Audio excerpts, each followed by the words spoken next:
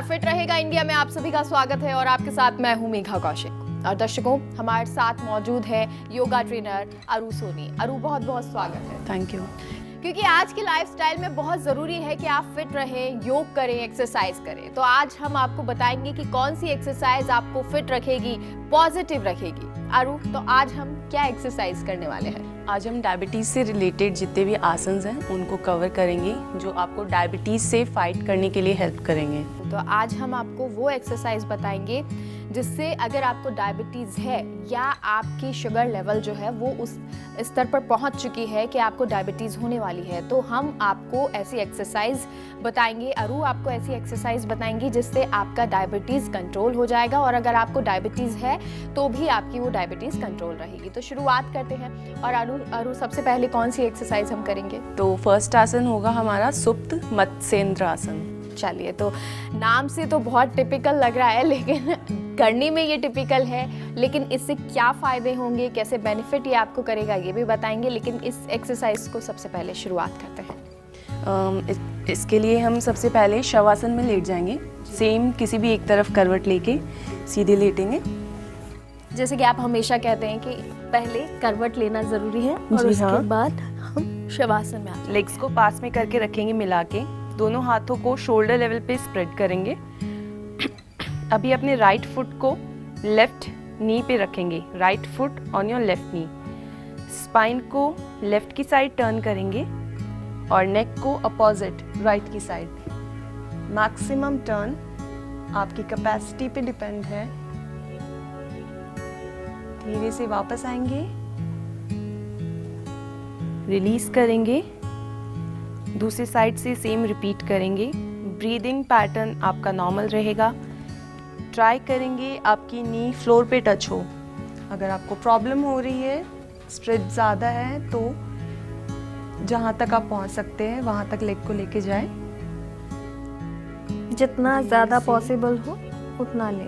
Exactly. धीरे से वापस आएंगे, लेग्स को रिलीज करेंगे, हाथों को रिलैक्स, किसी भी एक तरफ करवट लेके वापस बैठ जाएंगे।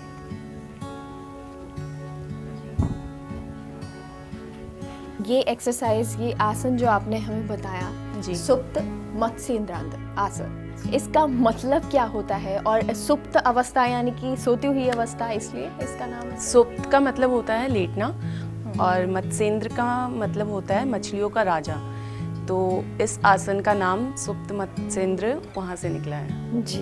और इसके बेनिफिट क्या होते हैं? इसके बेनिफिट ये है, अगर आप डायबिटीज़ पेशेंट हैं तो ये आपको हेल्पफुल होगा डायबिटीज़ को फाइट करने में। जिन लोगों को रीढ़ की हड्डी में मेजर प्रॉब्लम रहती है या फिर नेक इश्यूज़ हैं तो वो अवॉइड करेंगे इस आसन को। बाकी सब इसे प्रैक्टिस कर सकते हैं। और ये हमें कितनी देर करना होता है अरु? Minimum 10 second each side. कभी भी हम सिंगल साइड से आसन करके नहीं छोड़ेंगे। जब भी आप कर रहे हैं ट्राई कीजिए आप दोनों तरफ से वो आसन रिपीट करें।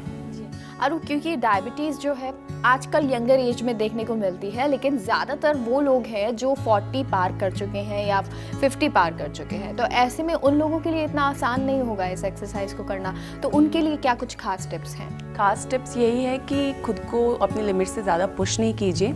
जितना हो सके मिनिमम पुश कीजिए और कंफर्टेबल रहिए। जी। जिन लोगों को डायबिटीज़ हो चुकी है, क्या उनकी डायबिटीज़ भी कंट्रोल होती है इससे? जी हाँ, ऑब्वियसली अगर हम इसे रेगुलर बेसिस पे प्रैक्टिस करेंगे तो आपको धीरे धीरे डायबिटीज़ में रिलीफ मिल सकता है। बिल्कुल, अगर आप इसे डेली बेसिस पे करेंगे। लेकिन सबसे ज़्यादा आपको ये ध्यान रखना है कि 10 सेकंड से आपको शुरुआत करनी है। अगर आपके नी में पेन है तब आप ये कर सकते हैं। अरु, ये जानना चाहिए। हाँ, कोई इशू नहीं है। अगर आपके नी में माइनर पेन है तो आप इसको आराम से कर सकते हैं। बस बैक इशू वाले ध्यान रखें थोड़ा। जी, अगर आपको बैक इशू है, पीठ में दर्द रहता है, तब आप ऐसे में ये एक्सरसाइज ना करें। लेकिन अगर आपको पीठ में दर्द नहीं है, तो अगर नी में दर्द रहता है, घुटनों में हल्का फुल्का अगर आपको दर्द है, तो आप इस एक्सरसाइज को 10 सेकंड से शुरुआत कर सकते हैं।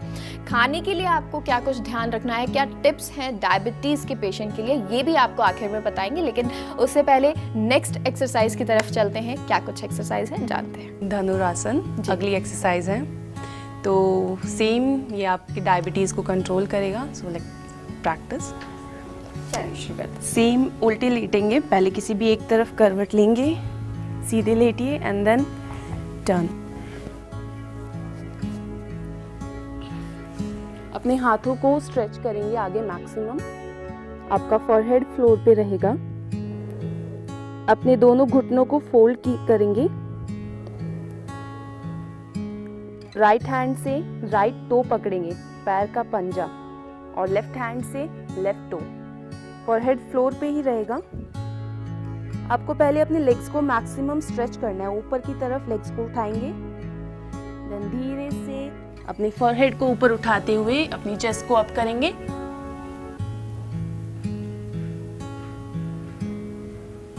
स्लोली नीचे आएंगे। धीरे से लेग्स को रिलीज करेंगे और फिर मकर आसन में रिलैक्स करेंगे। अपने दोनों हाथों को फोल्ड कीजिए और फॉरहेड उन हाथों पे रख दीजिए। कुछ सेकंड रिलैक्स करने के बाद वापस से बैठ जाएंगे। किसी भी एक तरफ करवट लेके बैठ जाए। जी, चलिए अब आगे बढ़ते हैं और आगे की एक्सरसाइज जानते हैं। Next exercise is Paschimottanasana. इसमें चलिए शुरू करते हैं। दंडासन में बैठेंगे। लेग्स को स्ट्रेट करके आपके पैरों के पंजे आपकी तरफ खींचे रहेंगे। हाथ लॉक करके स्ट्रेच करेंगे ऊपर स्पाइन को स्ट्रेट। हाथों को अनलॉक करेंगे।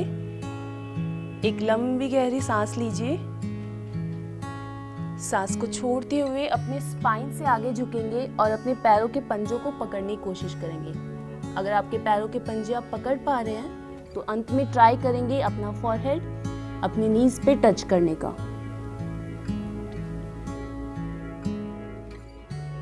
टेन सेकेंड का होल्ड करेंगे। सांस लेते हुए फिर से ऊपर आएंगे और हल्का सा पीछे बेंड करेंगे।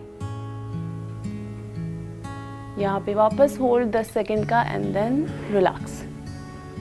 हाथों को पीछे रख के लेग्स को रिलीज करेंगे वापस।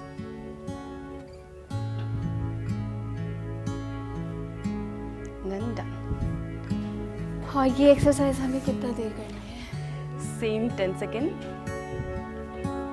जी, थोड़ा सा मुश्किल है। अरु, क्या ऐसा होता है कि हमारा जो स्पाइन होता है, जो रीढ़ की हड्डी है, क्या वो स्ट्रेट नहीं होती? जैसे मेरे साथ ऐसा दिक्कत है कि बहुत स्ट्रेट मैं नहीं हो सकती अगर सीधे पैर मुझे रखने हैं। तो क्या ये एक्चुअल में प्रॉब्लम है या फिर हम एक्सरसाइज नहीं करते हैं तब ऐसा होता है? एक्चुअल में ये पॉस्चर प्रॉब्लम है। हम जब बैठते हैं तो हम अपनी स्पाइन को कर्ल कर लेते हैं, तो वहाँ पे गलती रहती है कि हमारी स्पाइन स्ट्रेट नहीं रह पाती। अब जब भी बैठ रहे हैं रिलैक्स बैठिए, स्पाइन स्ट्रेट, शोल्डर को पीछे पुश करके रखिए। तो जब भी आप फॉरवर्ड बेंड करेंगे आपको खुद रियलाइज़ होगा कि आपकी स्पाइन स्ट्रेट है, ना कि कर्ल। तो ये बहुत ज़रूरी है, लेकिन ये धीरे धीरे हम प्रैक्टिस करते हैं तो सही होने लगता है। It's all depends on practice. जैसे जैसे आप प्रैक्टिस करेंगे आपकी स्पाइन फ्लेक्सिबल एंड स्ट्रेट होती जाएगी। जी, और जैसा कि आपने बताया कि हमें जो अपने हाथ हैं वो बिल्कुल टो तक लेके जाने हैं। जी हाँ। ये थोड़ा सा एक्सरसाइज जब हम स्टार्टिंग में करते हैं मुश्किल होता है, जैसे मेरे साथ बहुत मुश्किल हुई अभी। तो वैसे में क्या करें? मैक्सिमम पुश कीजिए।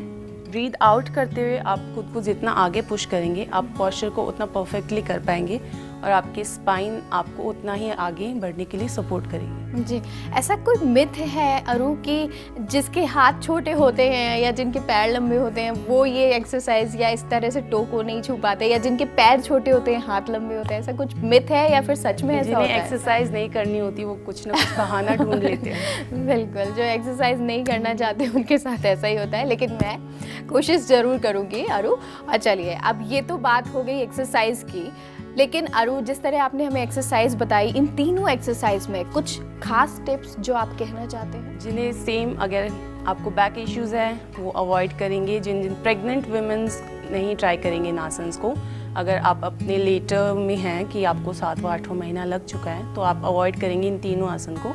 बाकी सब इसे प्रैक्टिस कर सकते हैं बस मिनिमम सेकंड्स के लिए। जी, प्रैक्टिस करते रहिए कुछ सेकंड्स के लिए, फिर थोड़ा थोड़ा आप बढ़ा सकते हैं। और बहुत बहुत आपका शुक्रिया, इतनी सारी आपने एक्सरसाइज बताई।